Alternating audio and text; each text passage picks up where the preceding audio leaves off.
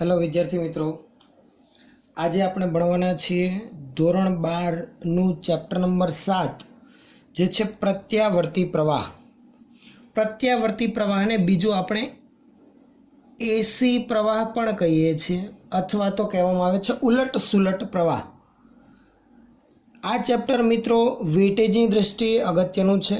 ધોરણ 12 ની બોર્ડની પરીક્ષામાં આ ચેપ્ટરનું વેટેજ 8 માર્ક્સનું બોર્ડની બ્લુપ્રિન્ટમાં જણાવવામાં આવેલ છે અને બ્લુપ્રિન્ટમાં જણાવ્યા અનુસાર આ 8 માર્ક્સમાંથી 4 એમસીક્યુ અને 4 માર્ક્સનો એક અથવા વાળો પ્રશ્ન આવી શકે છે એમ એટલા માટે કારણ કે એ બ્લુપ્રિન્ટ 100% સાચી જ છે. એ જ પ્રમાણે બોર્ડનું પ્રશ્નપત્ર આવશે તેમ ચોક્કસપણે કહી શકાય નહીં, એમાં ફેરફાર થઈ શકે. પણ હા, એનું વેટેજની દ્રષ્ટિએ આપણે જોવા જઈએ તો એ 8 માર્ક્સનું એ ચેપ્ટરમાંથી પૂછાવાની શક્યતા વધુમાં વધુ રહે. તો ચેપ્ટર અગત્યનું છે, પાછું એકદમ સરળ પણ છે. સરળ તો જ બનશે જો અમુક અગત્યના સૂત્રો, પાયાના સમીકરણો તમને યાદ રહે તો. એકદમ સરસ મજાનું ચેપ્ટર આપણે શરૂઆત કરીએ આજે. પ્રત્યાવર્તી પ્રવાહ, એસી પ્રવાહ. મિત્રો, આગળનું ચેપ્ટર તમે ભણીને આવ્યા વિદ્યુત ચુંબકીય પ્રેરણ, કે જેમાં તમે એ વસ્તુ શીખ્યા કે આપણા ઘરમાં આવતો અલ્ટરનેટિંગ કરંટ, પ્રત્યાવર્તી પ્રવાહ કે એસી પ્રવાહ જે છે એ કઈ રીતે જનરેટ થાય છે, કઈ રીતે આપણે એને ઉત્પન્ન કરી શકીએ છીએ. તો એ ચેપ્ટરના છેલ્લા ટોપિકમાં તમે ખાસ કરીને મોટર વિશેની માહિતી ધ્યાનમાં લીધી. વિદ્યુત જનરેટર એમ પણ કહી શકાય. એ જનરેટરમાં ધ્યાનમાં લીધેલા ગૂંચળા સાથે સંકળાયેલા ફ્લક્સમાં ફેરફાર કરીને આપણે ઈએમએફ ઉત્પન્ન કરતા હતા, વિદ્યુત સ્થિતિમાનનો તફાવત ઉત્પન્ન કરતા હતા, પ્રવાહ પ્રેરિત કરતા હતા. એ ઉત્પન્ન કરેલો પ્રવાહ કે સ્થિતિમાનનો તફાવત આપણે આ ચેપ્ટરમાં ઉપયોગમાં લેવાનો છે તેમ કહી શકાય. મિત્રો, અત્યાર સુધી 12મા ધોરણમાં તમે જે પણ ચેપ્ટરો ભણ્યા આનાથી આગળના એ બધા જ ચેપ્ટરોમાં આપણે માત્ર ડીસી પ્રવાહની વાતો કરેલી હતી, એટલે ડાયરેક્ટ કરંટ, જે ઉલટ સુલટ નહોતો, ફિક્સ. જેમ કે મોબાઈલની જે બેટરી છે 5 વોલ્ટ 3.5 વોલ્ટ જે પણ છે એ ડાયરેક્ટ કરંટ પર ચાલે છે, ડીસી વોલ્ટેજ છે. એમાં ઉલટ સુલટ વધઘટના ફિક્સ 5 વોલ્ટ અથવા તો 0, વચગાળાનું કોઈ પણ મૂલ્ય ત્યાં અસ્તિત્વ ધરાવતું નથી. તો એને ડાયરેક્ટ કરંટ કહેવાય અને આને અલ્ટરનેટિંગ કરંટ કહેવાય. તો ખાસ સૌથી પહેલાં તો ચેપ્ટરની શરૂઆત કરીએ એ પહેલાં ડાયરેક્ટ કરંટ અને અલ્ટરનેટિંગ કરંટ વિશેની માહિતી ધ્યાનમાં લઈએ. તો આપણે ખાસ પહેલાં ધ્યાનમાં લઈએ ડીસી પ્રવાહ અથવા તો કહેવાય ડીસી સિગ્નલ. કોને કહેવાય ડીસી સિગ્નલ? કેવું આવે ડીસી સિગ્નલ? તો કે ડાયરેક્ટ કરંટ એટલે કે સમય સાથે જે પ્રવાહમાં ફેરફાર ના થતો હોય અથવા તો સિગ્નલમાં ફેરફાર ના થતું હોય તેવા પ્રવાહને કહેવામાં આવે ડીસી પ્રવાહ, ડાયરેક્ટ કરંટ. ઇન શોર્ટ, ટૂંકમાં હું એમ લખી શકું, સમય સાથે ફેરફાર થતો હોય નહીં તેવા પ્રવાહને કહી શકાય ડીસી પ્રવાહ.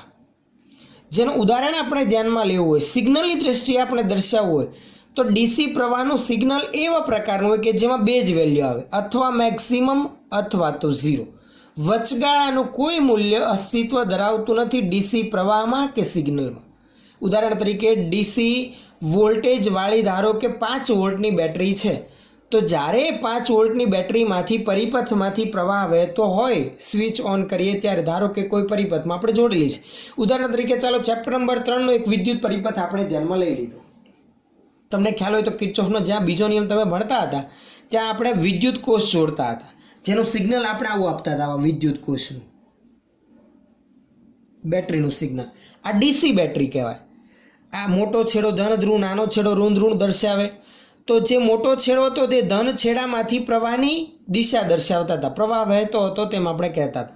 સ્વિચ ચાલુ કરીને ધારો કે આ બેટરીમાંથી પ્રવાહ વહે છે, તો પરિપથમાંથી વહેતો પ્રવાહ સ્વિચ ચાલુ કરતા એક અચળ મૂલ્યનો વહેતો હોય, કારણ કે ડીસી બેટરી જોડેલી હતી. ડાયરેક્ટ કરંટ આધારિત વિદ્યુત સ્થિતિમાનનો તફાવત ધરાવતી બેટરીનું જોડાણ હતું. 5 વોલ્ટ લાગુ પડ્યા તો ફિક્સ 5 વોલ્ટ એ વિદ્યુત પરિપથને વિદ્યુત કોષ દ્વારા પૂરા પાડવામાં આવ્યો. પછી એમાં વધઘટ થાય નહીં. સ્વિચ ઓફ કરીએ તો સીધું 0. એટલે 5 અને 0 બે જ મૂલ્ય ધરાવે. તો આવા પ્રવાહમાં સમય સાથે ફેરફાર થતો નથી, તો તેને ડીસી પ્રવાહ કહેવાય. ચલો હવે આપણે વાત કરીએ ડીસી પ્રવાહ પછી એસી પ્રવાહ કોને કહેવાય? એસી પ્રવાહ અથવા તો કહેવાય સિગ્નલ. તો મિત્રો એસી પ્રવાહ કે સિગ્નલ એને કહેવાય કે જેમાં સમય સાથે ફેરફાર થતો હોય. એટલે જેમ જેમ સમય પસાર થાય તેમ તેના મૂલ્યમાં વધઘટ થતી હોય સમયના અંતરાલ અનુસાર, જેની સંજ્ઞા અથવા તો એવા વોલ્ટેજ જે આપણે વિદ્યુત પરિપથમાં જોડીશું તેને આ રીતે રજૂ કરીશું. ખાસ મિત્રો યાદ રાખજો, આ જે સંજ્ઞા છે એ ડીસી બેટરીની છે અને આ છે એસી બેટરીની છે અથવા તો વિદ્યુત પ્રાપ્તિ સ્થાનની છે. આપણે સંપૂર્ણ ચેપ્ટરમાં આ જ પ્રકારની સંજ્ઞાનો ઉપયોગ કરીશું, કારણ કે આ ચેપ્ટરમાં આપણે એસી પ્રવાહ અથવા તો એસી વોલ્ટેજ આધારિત જ માહિતી ધ્યાનમાં લેવાની છે કે વિદ્યુત પરિપથમાં આ પ્રકારનો વિદ્યુત સ્થિતિમાનનો તફાવત લાગુ પાડતા પરિપથમાંથી કેવા પ્રકારનો પ્રવાહ વહે છે, કેવા પ્રકારનો પાવર વ્યય થાય છે, એ બધી ઘટનાઓ આપણે આ ચેપ્ટરમાં ધ્યાનમાં લેવાની છે. મિત્રો તમને ખ્યાલ હોય તો રેડિયોમાં જે આપણે ટ્યુનિંગ કરીએ છીએ, જુદી જુદી ચેનલ સિલેક્ટ કરીએ છીએ કે રેડિયો મિર્ચી હોય કે રેડિયો સિટી હોય કે 92.7 બિગ FM હોય, એ આપણે અત્યારે તો એક સિમ્પલ કી દ્વારા સીધું જ સિલેક્શન કરી શકીએ છીએ. પણ થોડાક વર્ષો અગાઉની વાત કરીએ કે જેમાં ટેપ રેકોર્ડર સાથે રેડિયો પણ આવતું હતું અથવા તો માત્ર રેડિયો સાંભળવા માટેનું ઇન્સ્ટ્રુમેન્ટ આપણે અલગથી માર્કેટમાં મળતું હતું. તેમાં ચેનલ સિલેક્ટ કરવા માટે એક જેમ આપણે પંખાનું રેગ્યુલેટર આવે ને એવી કી આવતી રેગ્યુલેશન માટેની, કે જેને આપણે ફેરવીને આપણે ચોક્કસ ચેનલ સિલેક્ટ કરી શકીએ. તો એ કોના થ્રુ પોસિબલ બને છે? તો એમાં એસી પ્રવાહ ધરાવતા પરિપથમાં અનુનાદની ઘટના દ્વારા આપણે જુદી જુદી ચેનલ સિલેક્ટ કરી શકતા હતા, જેના વિશેની માહિતી પણ તમારે આ ચેપ્ટરમાં ધ્યાનમાં લેવાની છે. અને ત્યાર પછી ચેપ્ટરમાં છેલ્લે આપણે જોઈશું ટ્રાન્સફોર્મર વિશેની માહિતી.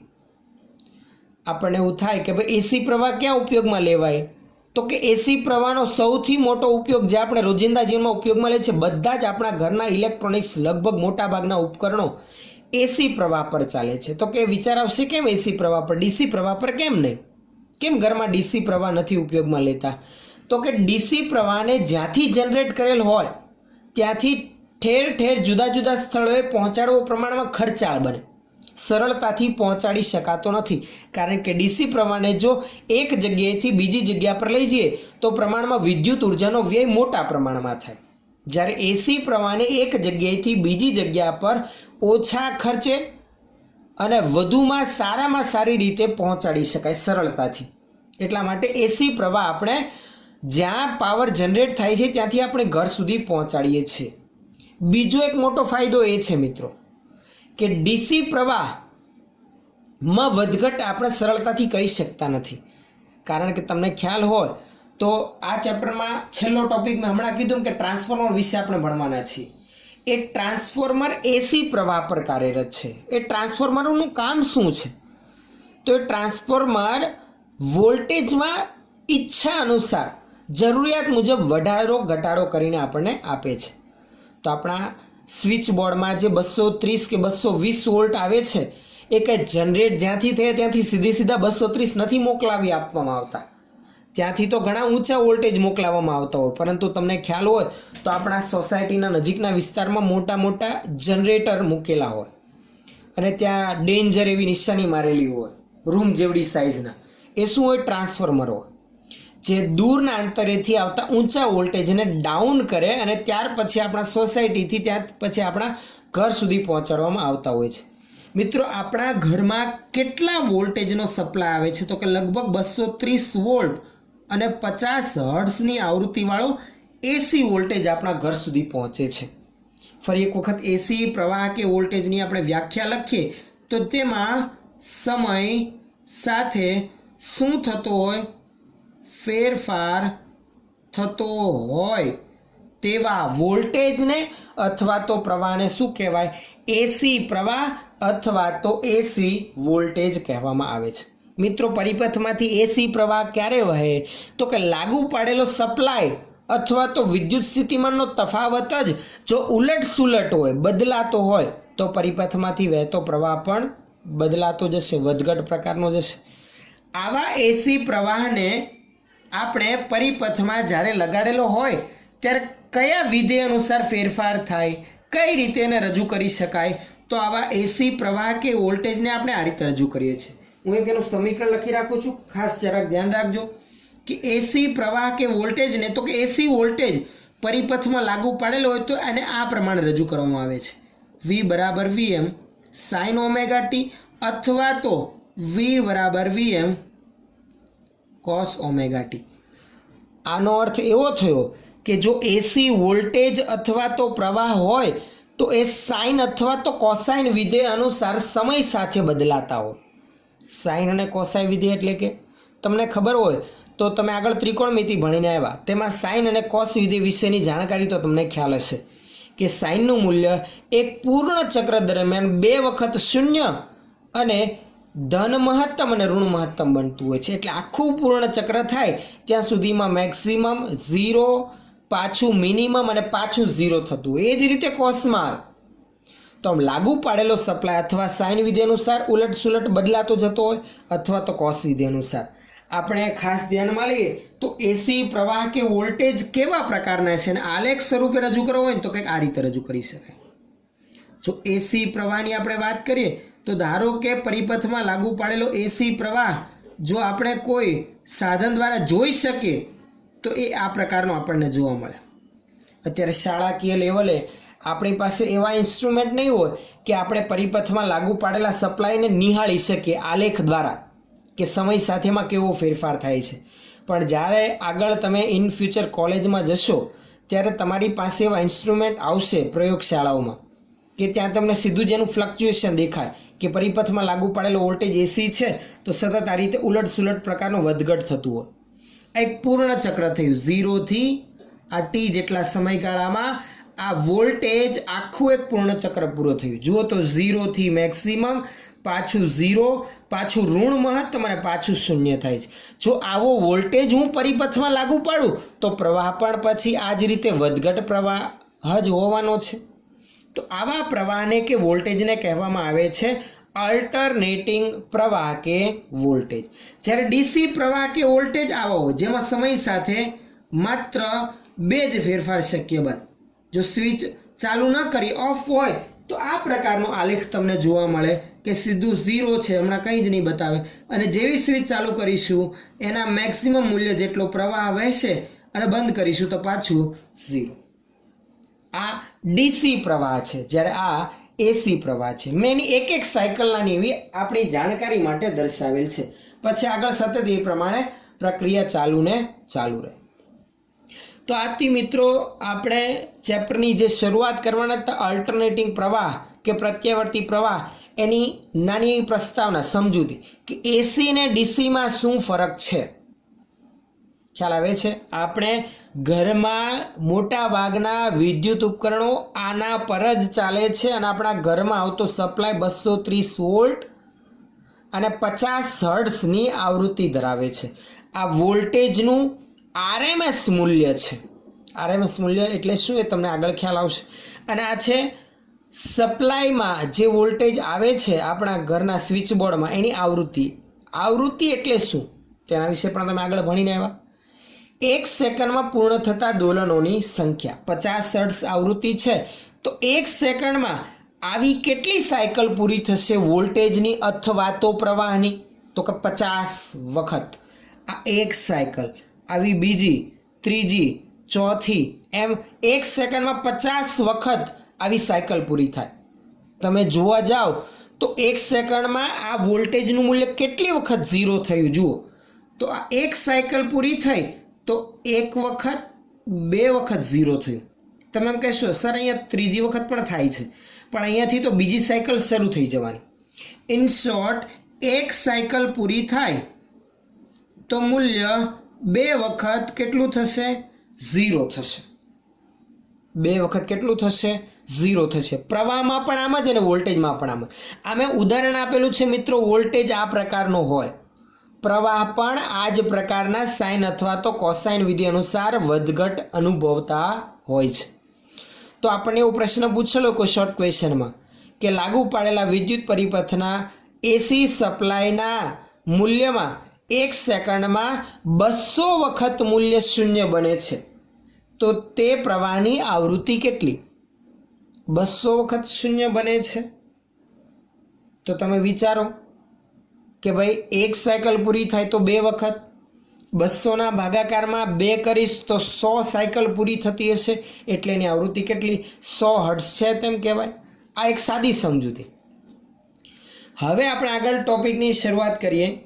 પહેલો જ ટોપિક છે, તમે ખાસ ટેક્સ્ટ બુકમાં જોઈશો તો આવો જ એસી પ્રવાહ કે એસી વોલ્ટેજ જે આપણે આ ચેપ્ટરમાં ધ્યાનમાં લેવાનો છે, જે પ્રીવિયસ લાસ્ટ જે ચેપ્ટર તમે ભણ્યા એના છેલ્લા ટોપિકમાં આપણે જનરેટ કર્યો. એકદમ સીધું જ લિંક એવું છે, તમે જરાક જ વિચારો તો ખ્યાલ આવે. છેલ્લા ચેપ્ટરમાં જે આપણે અલ્ટરનેટિંગ પ્રવાહ કે વોલ્ટેજને જનરેટ કર્યો, ઉત્પન્ન કર્યો, તેને આપણે અહીંયા ઉપયોગમાં લેવાનો છે, જે આ પ્રકારની સંજ્ઞા ધરાવે છે અને આ પ્રકારે એના મૂલ્યમાં સમય સાથે શું નોંધાતો હોય?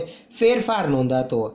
મિત્રો, આમાં જે વીએમ અથવા તો પ્રવાહ હોય તો અહીંયા આઈ બરાબર આઈએમ કોસ ઓમેગા ટી અથવા તો સાઇન ઓમેગા ટી આવશે.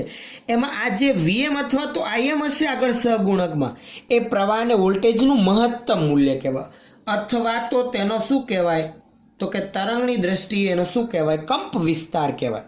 તો આ જે સહગુણકના જે વીએમ કે આઈએમ મૂલ્ય હશે એ વોલ્ટેજનું સમીકરણ હશે, તો વોલ્ટેજનો કંપ વિસ્તાર, અને પ્રવાહ હશે એવો અલ્ટરનેટિંગ પ્રકારનો, બદલાતો ઉલટસુલટ પ્રકારનો, તો એ પ્રવાહનો કંપ વિસ્તાર કહેવાય.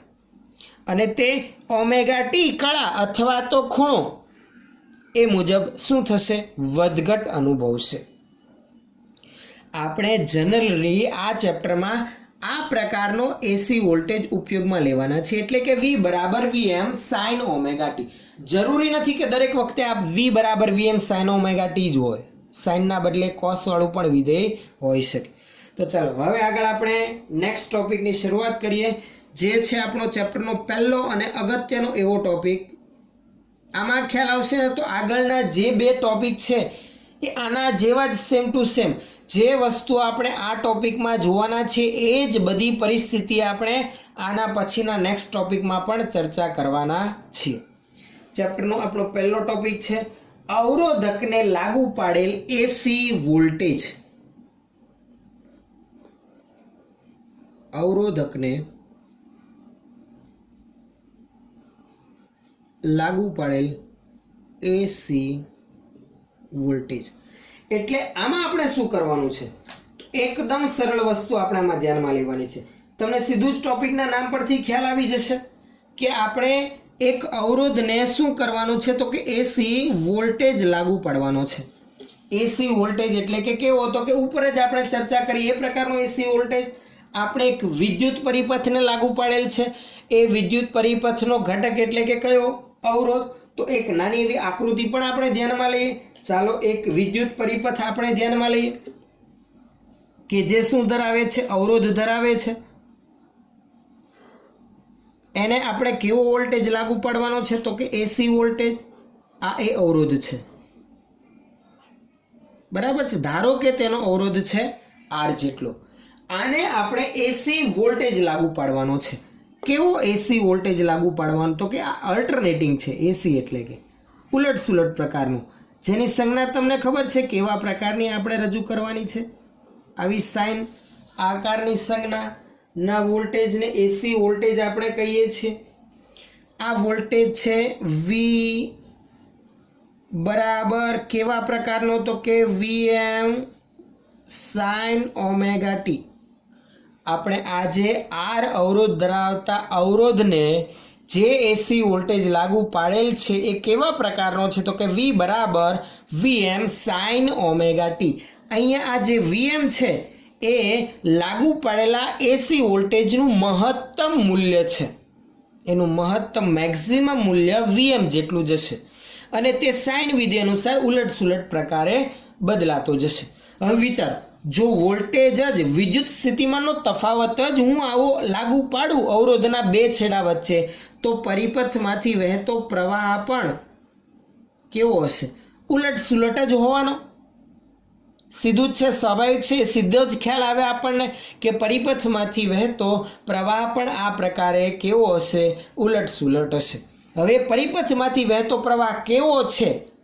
પરિપથમાં આ પ્રકારનો વિદ્યુત સ્થિતિમાનનો તફાવત લાગુ પાડેલા જે ઘટકને આપણે આ સપ્લાય સાથે જોડેલ છે એમાં પાવર વ્યય કેવો થાય એની આપણે ચર્ચા કરીએ. પરિપથમાંથી વહેતો પ્રવાહ અને વોલ્ટેજ એકબીજા સાથે કેવો આંતર સંબંધ ધરાવે છે એની પણ આપણે ચર્ચા કરવાની છે. તો ચલો શરૂઆત કરીએ. હવે અહીંયા મેં V બરાબર VM sin ઓમેગા t પ્રકારનો એસી વોલ્ટેજ લાગુ પાડેલ છે. તો ખાસ નાની એવી નોંધ લખી રાખે. અહીં અવરોધ ધરાવતા વિદ્યુત પરિપથને V બરાબર VM sin ઓમેગા t પ્રકારનો એસી વોલ્ટેજ લાગુ પાડેલ છે. એસી વોલ્ટેજ કહો અથવા તો વિદ્યુત સ્થિતિમાનનો તફાવત કહો, બધું એકનું એક જ છે. આપણો સોર્સ આવો અલ્ટરનેટિંગ છે, બદલાતો જતો છે. અને કયા સમીકરણ અનુસાર, કયા વિધેય અનુસાર બદલાય છે? તો કે V બરાબર VM sin ઓમેગા t સમીકરણ મુજબ બદલાય છે. તો આ પ્રકારનો વોલ્ટેજ લાગુ પાડતા પરિપથમાંથી વહેતો પ્રવાહ કેવો? તો પરિપથમાંથી વહેતા પ્રવાહ માટે સીધું જ તમે આગળ આ જ ધોરણમાં ચેપ્ટર નંબર 3 પ્રવાહ વિદ્યુતમાં તમે ભણીને આવ્યા. આ પ્રકારનો બંધ પરિપથ હોય, પરિપથમાં માત્ર એક જ ઘટક અવરોધ R હોય, એમાંથી વહેતો પ્રવાહ I હોય, લાગુ પાડેલો વિદ્યુત સ્થિતિમાનનો તફાવત V હોય, તો અવરોધના બે છેડા વચ્ચે સ્થિતિમાનનો તફાવત આમ લખી શકાય. આથી અવરોધમાંથી વહેતો પ્રવાહ I હોય તો સીધું આમ લખી શકાય ને, ઓહમના નિયમ અનુસાર અથવા તો કિર્ચોફના નિયમ અનુસાર બંધ પરિપથ માટે લાગુ પાડું તો V અવરોધના બે છેડા વચ્ચે સ્થિતિમાનનો તફાવત IR જેટલો થશે. તો V બરાબર IR. સમજણ પડે છે? આપણે પરિપથમાંથી વહેતો પ્રવાહ I માપવો હતો તો હું I ને કરતા બનાવું તો સમીકરણ આવું બનશે, I બરાબર V અપોન R. પણ આપણો V કેવા પ્રકારનો છે? તો કે V બરાબર તો VM sin ઓમેગા t છે. તો V ની જગ્યા પર VM sin ઓમેગા t અને છેદમાં શું આવશે? R આવશે. આટલામાં દરેક વિદ્યાર્થી મિત્રને ખ્યાલ આવતો હશે. ચલો હવે આગળ.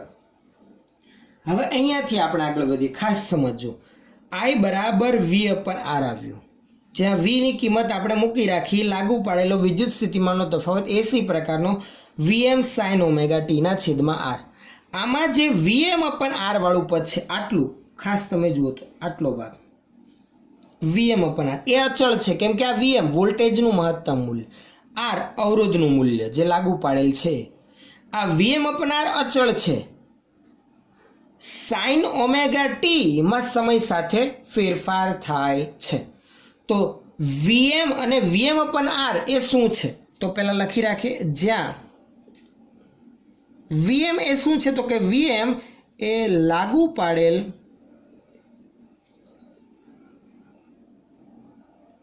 સ્થિતિમાનના તફાવતનું મહત્તમ મૂલ્ય. જ્યારે VM અપન R એ શું થશે? તો કે આ પ્રવાહનું સમીકરણ છે. તો પરિપથમાંથી વહેતા પ્રવાહનું મહત્તમ મૂલ્ય, કેમ કે સાઇન ઓમેગા ટી વિધેય અનુસાર પ્રવાહ બદલાશે. VM અપન R એ પરિપથમાંથી વહેતા પ્રવાહનું મહત્તમ મૂલ્ય થશે બરાબર IM. પરિપથમાંથી વહેતા પ્રવાહનું કેવું મૂલ્ય કહેવાય? મહત્તમ મૂલ્ય. તો આ સમીકરણ આવું લખી શકાય ને, I બરાબર IM sin ઓમેગા ટી. તમે જોઈ શકો છો અહીંયા હવે સીધું જ કે સમીકરણ જે પ્રવાહનું મળ્યું પરિપથમાંથી વહેતા પ્રવાહનું, એમાં પણ સાઇન વિધેય આવે છે, જ્યાં Im એ તેનું મહત્તમ મૂલ્ય છે અને તે આ સાઇન વિધેય અનુસાર વધઘટ થાય છે. એટલે આ પ્રવાહને પણ કેવો પ્રવાહ કહેવાય? તો કે આ પ્રવાહ પણ કયો છે? ઉલટ સુલટ પ્રવાહ અથવા તો કહેવાય એસી પ્રવાહ. આ પરિપથમાંથી વહેતો પ્રવાહ, આ પરિપથમાં લાગુ પાડેલ વોલ્ટેજ. તમને એટલો તો ખ્યાલ આવ્યો, પરિપથમાંથી વહેતા પ્રવાહનું જે મહત્તમ મૂલ્ય છે Im એ Vm અપન R જેટલું છે. એટલે કે પરિપથમાં લાગુ પાડેલા સ્થિતિમાનના તફાવતના મહત્તમ મૂલ્ય કરતાં કેવું મૂલ્ય ધરાવે છે? ઓછું મૂલ્ય ધરાવે છે. તો આ પરિપથમાંથી વહેતા પ્રવાહની માહિતી આપણને મળી ગઈ, જે ક્ષણે ક્ષણે સાઇન વિધેયના ઓમેગા ટી કળા અનુસાર બદલાય છે. આટલો ખ્યાલ આવી ગયો દરેકને? હવે આપણે આગળ શું ધ્યાનમાં લઈએ? તો હવે આ વોલ્ટેજ અને પ્રવાહમાં સમય સાથે કેવા ફેરફાર થાય છે, કઈ રીતે બદલાવ આવે છે, એનો જેમ આપણે અહીંયા આલેખ ધ્યાનમાં લીધો એમ એક સાથે બંનેના વોલ્ટેજ વિરુદ્ધ સમય અથવા તો કહેવાય કળા અને પ્રવાહ વિરુદ્ધ સમય અથવા તો કહેવાય કળાનો એક આલેખ ધ્યાનમાં લઈએ, જેથી સીધો ખ્યાલ આવશે કે સમય સાથે બંનેના મૂલ્યમાં કેવો વધારો ઘટાડો નોંધાય છે. તો એના માટેનો એક આલેખ આપણે ધ્યાનમાં લઈ રાખીએ. તો સૌથી પહેલાં અહીંયા નોંધી રાખીએ કે વોલ્ટેજ વિરુદ્ધ સમય અને પ્રવાહ વિરુદ્ધ સમય માટેનો આપણે આલેખ ધ્યાનમાં લઈએ. તો ખાસ વાય અક્ષ પર આપણે વોલ્ટેજ અને પ્રવાહ રાખીશું, જ્યારે એક્સ અક્ષ પર આપણે કળા દર્શાવીશું જે ઓમેગા ટી છે. તો આપણે કળા લખવા માટે આપણે લખી રાખીએ ઓમેગા ટી. ચાલો, એક્સ અક્ષ પર આપણે કળા રાખવાના છીએ. તો એના આલેખ માટે સૌથી પહેલાં જ્યારે પણ, જો મિત્રો ખાસ ધ્યાન આપજો, આ અવરોધક જેને આપણે એસી વોલ્ટેજ લાગુ પાડ્યા, આના પછીના ટોપિકમાં આપણે અવરોધકના બદલે ઇન્ડક્ટરને આવો એસી વોલ્ટેજ લાગુ પાડવાનો છે.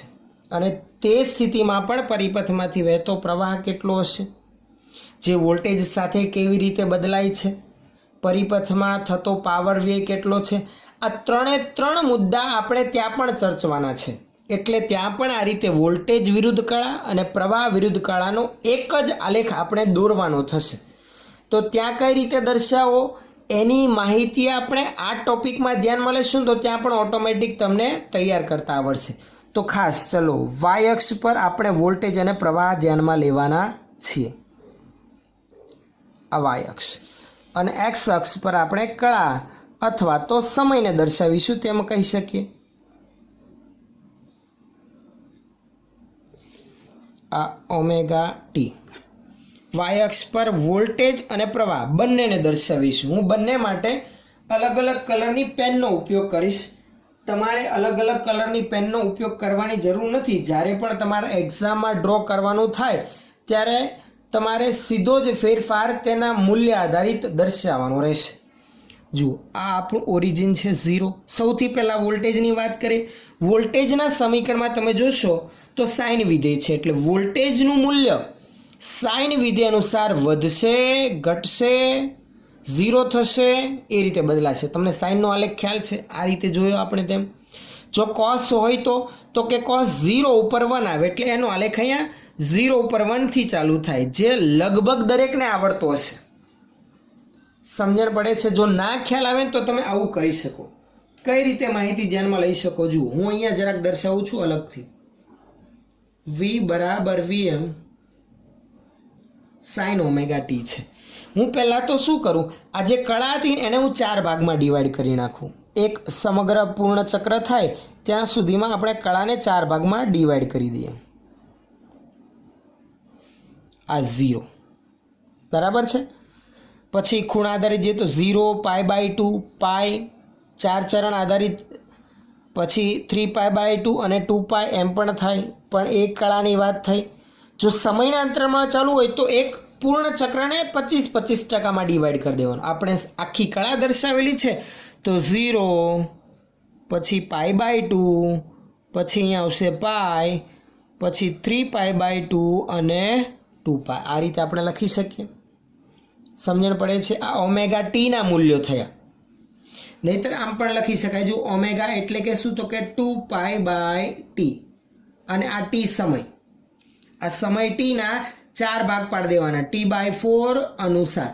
0 t/4, પછી હજુ એમાં t/4 ઉમેરો તો t/2, 3t/2 અને પછી છેલ્લે ટી જેટલો, સંપૂર્ણ આવર્તકાળ જેટલો સમય. ચાલો, સૌથી પહેલાં હું ઓમેગા ટીની જગ્યા પર π/2 લખું તો sin π/2 શું આવશે? 1. તો π/2 ઉપર 1. sin પાઈ શું આવશે? પાઈ લખીશ તો 0. ઇન શોર્ટ, તમને મારે કહેવાનો અર્થ એવો છે, તમને સાઇનનો આલેખ આવે તો સીધો વોલ્ટેજનો આલેખ સાઇન જેવો ડ્રો કરી દેવાનો, પણ એનું મહત્તમ મૂલ્ય Vm આપણે દોરવાનું છે, Vm ધ્યાનમાં લેવાનું છે. તો હું અહીંયા એક મહત્તમ મૂલ્ય માટે પહેલાં બાઉન્ડ્રી આપી દઉં કે આ છે +Vm અને આ છે -Vm. બરાબર છે?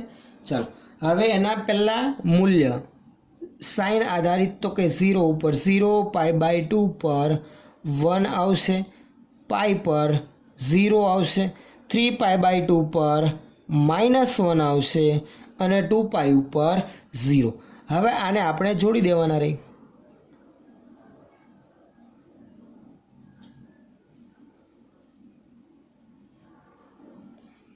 તો આ થયો વોલ્ટેજનો આલેખ, વોલ્ટેજ વિરુદ્ધ કળા. આ કયા સમીકરણ મુજબ બદલાય છે? તો કે V બરાબર Vm sin ઓમેગા ટી. ચાલો, હવે આપણે દર્શાવવો છે પ્રવાહ વિરુદ્ધ કળાનો આલેખ. પરંતુ એક અહીંયા પ્રોબ્લેમ છે કે પ્રવાહનું મૂલ્ય વોલ્ટેજના મહત્તમ મૂલ્ય કરતાં કંઈક ઓછું છે, કારણ કે એના ભાગાકારમાં R આવે છે. તો શું કરીએ? વોલ્ટેજનું મહત્તમ મૂલ્ય જ્યાં સુધી જાય છે તેનાથી થોડેક નીચે આપણે એક નિશાની કરી દઈએ કે ચલો પ્રવાહ આટલે સુધીનું મહત્તમ મૂલ્ય ધરાવે છે. આ Im અને આ -Im. અહીંયા નિશાની હું મૂકી દઉં છું.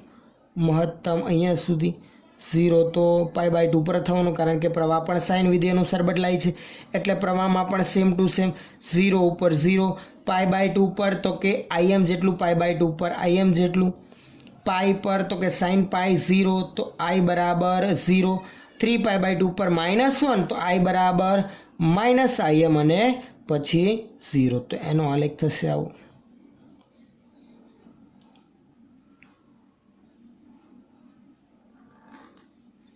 સમજણ પડે છે? જો તમે જોઈ શકો છો અહીંયા માત્ર Im સુધી અને પહેલામાં વોલ્ટેજમાં કેટલે સુધી જાય છે? તો કે એમાં જાય છે Vm સુધી. ક્લિયર ખ્યાલ આવે છે? અહીંયા તમે સીધું જ જોઈ શકો છો, બંને પ્રવાહ અને વોલ્ટેજ એક જ સાથે એક જ સમયે 0, એક જ સમયે મેક્સિમમ, એક જ સમયે ફરી પાછા 0, એક જ સમયે બંને ઋણ મહત્તમ અને પાછા 0 બને છે. તો ખાસ એક બાબત નોંધવા જેવી, અહીં પ્રવાહ અને વોલ્ટેજ બંને એક જ સમયે મહત્તમ બને છે? તો કે હા. બીજું 0 થાય છે અને સાથે સાથે ઋણ પણ, એટલે કે ન્યૂનતમ થાય છે. આથી બંને સમાન કળામાં છે તેમ કહેવાય. બંને માટે કળાનો તફાવત સહેજ પણ નથી, ફરક છે માત્ર મહત્તમ મૂલ્યનો. આમ અથવા તો કહી શકાય આથી માત્ર અવરોધક ધરાવતા પરિપથ માટે I અને V બંને શું કહી શકાય? સમાન કળામાં છે તેમ કહેવાય. અથવા તો કળાનો તફાવત કેટલો? 0. બંને સમાન કળામાં છે, સહેજ પણ કળાનો તફાવત નથી, સહેજ પણ ડિફરન્સ નથી. ફેઝ ડિફરન્સ પણ કહી શકાય. કળાને અંગ્રેજીમાં આપણે ફેઝ કહીએ છીએ. તો બંને સમાન કળામાં. ખાસ યાદ રાખવું, માત્ર અવરોધક ધરાવતા પરિપથ માટે I અને V બંને સમાન કળામાં છે તેમ કહેવાય. કળાનો તફાવત કેટલો? 0 છે તેમ આપણે રજૂ કરી શકાય. અને આ કળા માટે આપણે જનરલી આવી phi સંજ્ઞાનો આગળ ઇન ફ્યુચર ઉપયોગ કરીશું. એટલે phi બંને માટે અવરોધક ધરાવતા પરિપથ માટે 0. I અને V વચ્ચે સહેજ પણ કળાનો તફાવત નથી. એનો અર્થ એવો થયો. હવે આગળ આપણે શું ધ્યાનમાં લઈએ તો કે આ તો આપણે અત્યાર સુધી વાત કરી કે માત્ર અવરોધક ધરાવતા પરિપથ માટે પ્રવાહ અને વોલ્ટેજ વચ્ચેનો કેવો સંબંધ છે, પ્રવાહ કેવી રીતે વધઘટ થાય છે, બંને વચ્ચેનો ફેઝ ડિફરન્સ કેટલો છે, એની આપણે ચર્ચા કરી લીધી.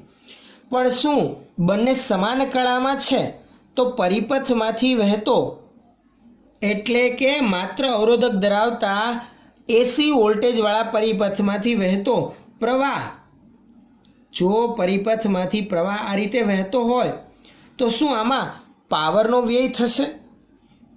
સમાન કળામાં છે તો અવરોધક ધરાવતા પરિપથમાં પ્રવાહ વહેતો હોય તે દરમિયાન શું આ અવરોધમાંથી પ્રવાહ વહેવાના કારણે કોઈ ઉર્જાનો વ્યય થશે, જૂલ ઉષ્મા સ્વરૂપે કે ઉષ્મા ઉર્જા સ્વરૂપે? તો કે આપણે વાત કરીએ પ્રવાહ ઉલટ સુલટ પ્રકારનો છે, એટલે ધન થાય છે, 0 થાય છે, પાછો ન્યૂનતમ થાય છે. પરંતુ આપણે જોઈએ તો એક આખા પૂર્ણ ચક્ર દરમિયાન તેના તત્કાલીન મૂલ્યમાં સતત ફેરફાર થાય છે. જુઓ, જેમ જેમ ક્ષણ આગળ વધે ને તેમ વધતો જાય મેક્સિમમ. આગળની ક્ષણે ઘટતો જાય, પાછો 0, પાછો ઘટતો જાય ઋણ મહત્તમ અને પાછો વધીને 0. તો એક સંપૂર્ણ સાયકલ દરમિયાન કે પૂર્ણ ચક્ર દરમિયાન હું એનું સરેરાશ મૂલ્ય લેવા જાઉં તો 0 થાય છે. તમે જોશો, હું આ એક સંપૂર્ણ સાયકલ દરમિયાન સરેરાશ મૂલ્ય લઉં તો અર્ધચક્ર દરમિયાન જેટલું ધન મહત્તમ મૂલ્ય પ્રાપ્ત કરે છે, બાકીના અર્ધચક્ર દરમિયાન એટલું જ ઋણ મહત્તમ મૂલ્ય ધારણ કરે છે. એટલે એક પૂર્ણ ચક્ર દરમિયાન તત્કાલીન પ્રવાહના મૂલ્યોનો સરવાળો અથવા તો કહેવાય એનું સરેરાશ મૂલ્ય કેટલું થશે? 0 થશે. આમ લખી શકાય, એક પૂર્ણ ચક્ર દરમિયાન તત્કાલીન પ્રવાહના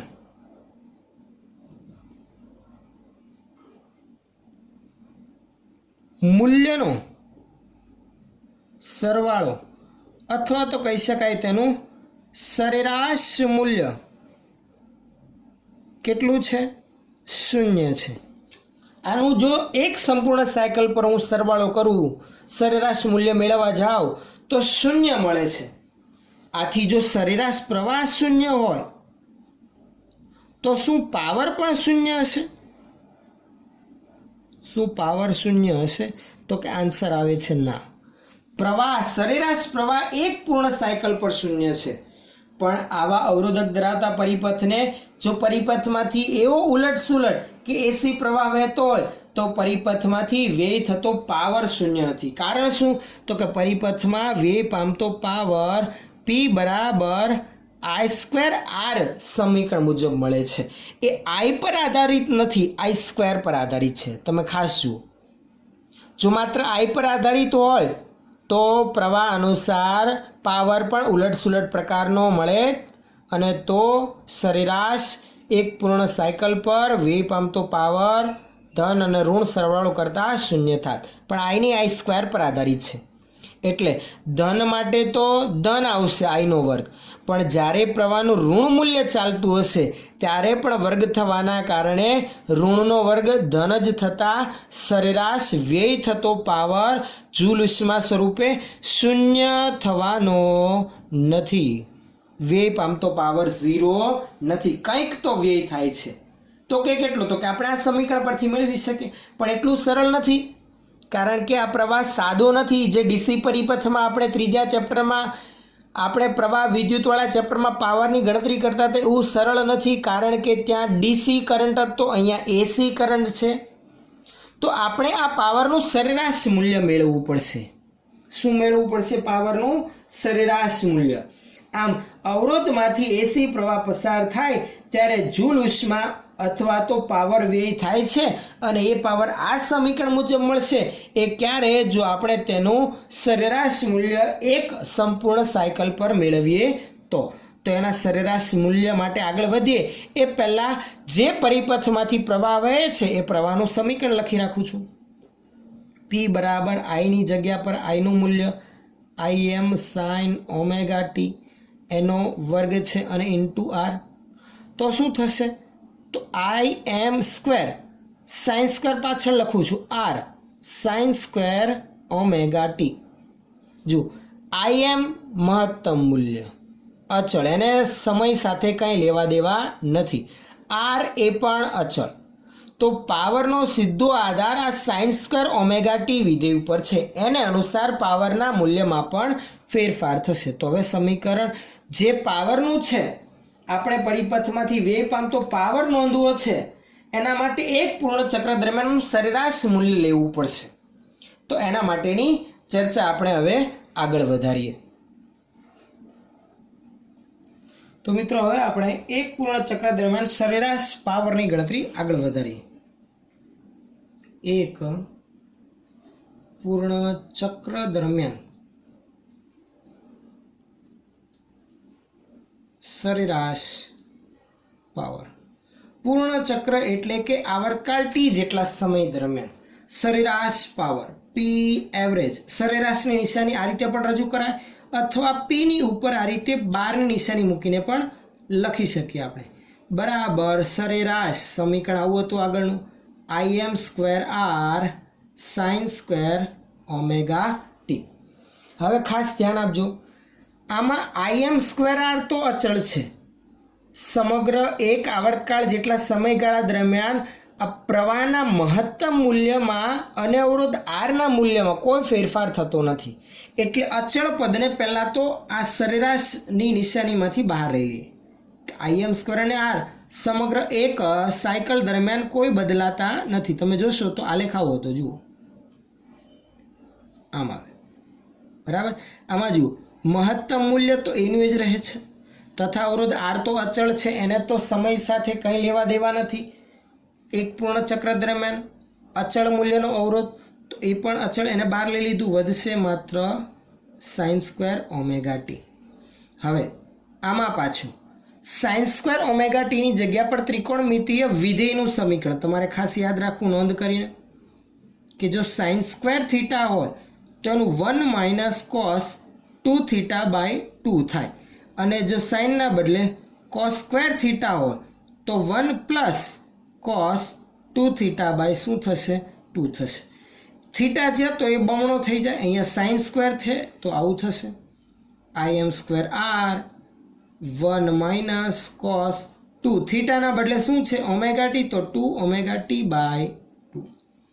આ ભાગાકારના બે બંનેને આપું તો આમ લખાય Im square R 1/2 minus cos 2 omega t by 2. હવે ખાસ ધ્યાન આપજો, હવે આગળની બાબત ખાસ અગત્યની છે મિત્રો. આપણે જે સરેરાશ મૂલ્ય ધ્યાનમાં લેવાનું છે એ સમય પર આધારિત વિધેય છે. તમે જોઈ શકો છો કોસ 2 ઓમેગા ટી. અને સમય પર આધારિત વિધેયનું સરેરાશ મૂલ્ય આ રીતે રજૂ કરી શકાય.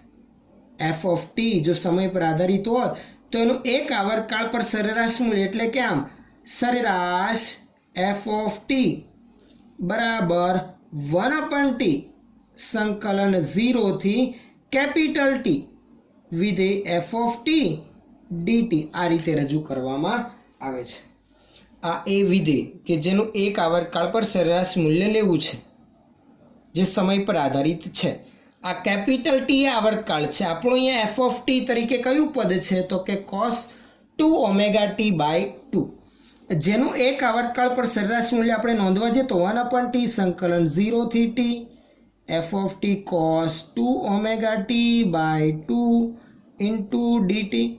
બે તો અચળ છે, હું આગળ લઈ લઉં તો 1/2t cos ઓમેગા 2t નું cos 2 ઓમેગા t2 નું સંકલન sin 2 ઓમેગા t cos નું સંકલન sin ગુણાકારમાં હોય સહગુણકમાં એ છેદમાં આવે સંકલનના નિયમ અનુસાર. સંકલનની લિમિટ 0 થી કેપિટલ ટી. હવે 2 ઓમેગા હું આગળ લઈ લઉં તો 2 ઓમેગા ટી, પહેલાં અપર લિમિટ ટીની જગ્યા પર કેપિટલ ટી, પછી માઇનસ ને પછી 0, સાઇન 2 ઓમેગાની કિંમત 2 પાઈ બાય ટી ઇન્ટુ પહેલાં કેપિટલ ટી અને પછી સાઇન ટીની જગ્યા પર 0 તો સાઇન 0. ધ્યાન આપજો 1/2 ઓમેગા ટી. આ ટી કેન્સલ, 4 પાઈ, સાઇન 4 પાઈ પર 0, સાઇન 0 પર પણ 0 તો 0. આનો અર્થ એવો થયો કોસ વિધેય હોય આની જેમ જ જોઈએ સાઇન હોય તો કંઈ નહીં, સાઇનનું બદલે કોસ આવે. એના માટે પણ એક આવર્તકાળ પર સરેરાશ મૂલ્ય શૂન્ય બને, કારણ કે એક સંપૂર્ણ ચક્ર દરમિયાન 2 વખત મૂલ્ય શૂન્ય થાય. જેટલું ધન ભાગમાં અર્ધચક્ર દરમિયાન આવે એટલું જ ઋણ અર્ધચક્ર દરમિયાન આવશે, એટલે કે બીજા અર્ધચક્ર દરમિયાન ઋણ ભાગમાં આવશે. એટલે cos 2 ઓમેગા ટી હોય અથવા તો sin 2 ઓમેગા ટી હોય, વર્ગ ના હોય તો સીધું જ એનું એક આવર્તકાળ પર સરેરાશ મૂલ્ય લખી દેવાનું. કેટલું? 0. તો આની જગ્યા પર હું 0 લખી નાખું છું. તો વધુ આવું આથી સરેરાશ પાવર Im²R. હવે વનાફનું તો વનાફ જ આવશે, કારણ કે એ તો અચળ, એમાં તો કોઈ ફેરફાર નથી થતો. cos 2 ઓમેગા ટી બાય 2 નું થયું 0, તો એને હું કાઢી નાખું છું. તો આવું થયું Im²R બાય 2. આ સરેરાશ પાવર મને મળ્યો. પણ આ ડીસી પાવર જેવો નથી, એટલે કે ડીસી પરિપથમાં વ્યય પામતા પાવર કરતાં થોડોક અલગ છે. એનું સમીકરણ આપણે આવું લખતા હતા, P બરાબર I²R. તો એના જેવું જ સમીકરણ ઉપયોગમાં લેવા માટે આપણે આ એસી પરિપથમાં આ સતત સમય સાથે બદલાતા હોય એવા પ્રવાહને વોલ્ટેજ માટે એક બીજી અગત્યની ભૌતિક રાશિ વ્યાખ્યાયિત કરેલી છે, જે અસરકારક છે, જેને કહીએ છે સરેરાશ વર્ગિત વર્ગમૂળ અથવા તો સરેરાશ વર્ગિતનું વર્ગમૂળ, જેને કહેવામાં આવે છે ભૌતિક રાશિનું આરએમએસ મૂલ્ય. કોઈ પણ ભૌતિક રાશિનું આરએમએસ મૂલ્ય એટલે કે લખી રાખું છું, કોઈ પણ ભૌતિક રાશિનું આરએમએસ મૂલ્ય એટલે કે તેના વર્ગના સરેરાશનું શું લેવાનું? વર્ગમૂળ. વર્ગના સરેરાશનું વર્ગમૂળ RMS. R એટલે રૂટ, M એટલે કે મીન અને S એટલે કે સ્ક્વેર. પણ પ્રક્રિયા ઊંધી કરવાની, પહેલા વર્ગ કરવાનો, પછી સરેરાશ લેવાનો ને પછી વર્ગમૂળ કાઢવાનું. તો જો આપણે જે Im²/2 છે એ પ્રવાહનું આરએમએસ મૂલ્ય જેવું મળી આવશે. તો આપણે જે ભૌતિક રાશિ તરીકે પ્રવાહ કે વોલ્ટેજની વાત કરીએ છીએ તેનું આરએમએસ મૂલ્ય મેળવીએ. જો કોઈ પણ ભૌતિક રાશિ તરીકે આપણે પ્રવાહનું આરએમએસ મૂલ્ય મેળવવું છે, જેને આ રીતે રજૂ કરવામાં આવે IRMS. એ કઈ રીતે મળે? એ ભૌતિક રાશિના મૂલ્ય માટે આરએમએસ મૂલ્ય એટલે કે તેના વર્ગના, એટલે કે તેનો વર્ગ, એના સરેરાશનું આપણે શું લેવાનું છે? વર્ગમૂળ. આ રીતની પ્રક્રિયા. એનો વર્ગ કરો, પછી એનું સરેરાશ મૂલ્ય અને પછી તેનું વર્ગમૂળ. આપણને ખબર છે અહીં પ્રવાહ કેવો છે, તો કે અહીં પ્રવાહ છે I બરાબર Im sin ઓમેગા ટી. ચલો હું પ્રક્રિયા લખતો જાઉં છું બધી જ. પહેલાં હું કરું છું એનો વર્ગ, તો Im² sin² ઓમેગા ટી બરાબર. આમાં Im તો પ્રવાહનું મહત્તમ મૂલ્ય અચળ, એને સીધું સરેરાશની સંજ્ઞાથી બહાર. Im² સરેરાશ sin² ઓમેગા ટી. હવે sin² ઓમેગા ટીનું સરેરાશ અહીંયા જુઓ, મેળવી લીધું, સમય પર આધારિત છે. છેલ્લે sin² ઓમેગા ટીનું સરેરાશ મેળવતા જતા છેલ્લે શું વધ્યું? માત્ર 1/2. સેમ પ્રોસેસ, કોઈ ફેરફાર નહીં.